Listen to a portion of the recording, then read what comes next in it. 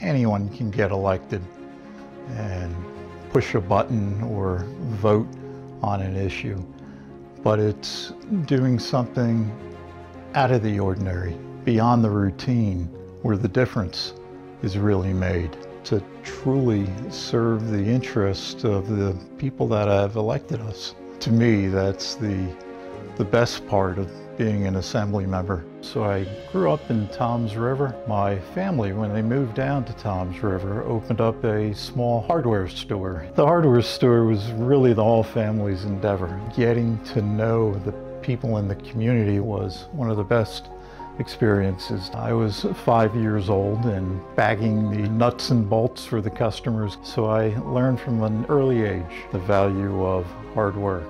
The lessons that I learned from both my parents were the value of working hard, the value of engaging in your community. We had all the tools necessary that when the time came, we were ready to go out on our own and start forging our own paths. College was very interesting. I spent my freshman year at the University of Tampa in Florida. I realized that the pace of life in that school was not really what I was looking for. I transferred to the Catholic University of America in Washington, D.C., and threw myself wholeheartedly into the fabric of Washington, D.C. And I was so fortunate to actually obtain a job in the Reagan White House. I was essentially a glorified delivery person, but my delivery area was the White House itself in the old executive office building. I was the guy that was there on Saturday in the mornings and late until 8 o'clock in the evenings, and so people at that time of day had their guard down. Didn't mind chatting with a young 19-year-old male guy.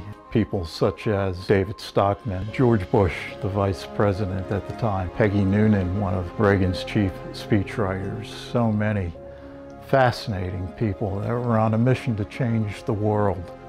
Ronald Reagan himself, what an opportunity to have actually met the president who remains a hero to so many of us today. That really was the epitome of all the great experiences that I had while in Washington, D.C. When I graduated, and it was always my intention to look to law school, and I decided to attend a small school in Lexington, Virginia, known as the Washington and Lee University School of Law. Those were probably some of the best years of my life.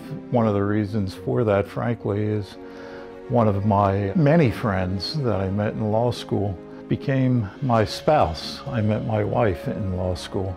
She followed me back to Ocean County after we graduated. My wife, Deb, inspires me every day. She worked as a divorce attorney for the first 8 or 9 years after obtaining her license, and decided that she wanted to have the opportunity to spend more time with the kids and adapt to our children's schedule, be there for them.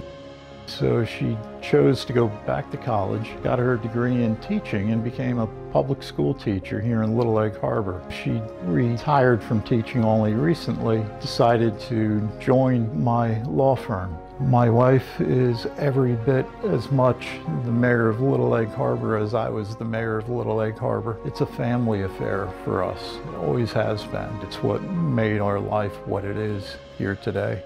We're very conscious of being in the public eye, and we enjoy it. I can think of nothing better than going to the supermarket and running into people that have something they want to express or something they need help with. Sometimes that means you have to spend a half hour in the parking lot listening to somebody that's very angry because their road didn't get plowed out as quickly as they may have wanted it to be. This is a position of humility. We are there to be a member of a community and always try to give back to that community. You don't do it for the glory or the newspaper headlines. You do it because you want to help people. Being able to help people in their time of need is truly the proudest moment that I could have as an elected official.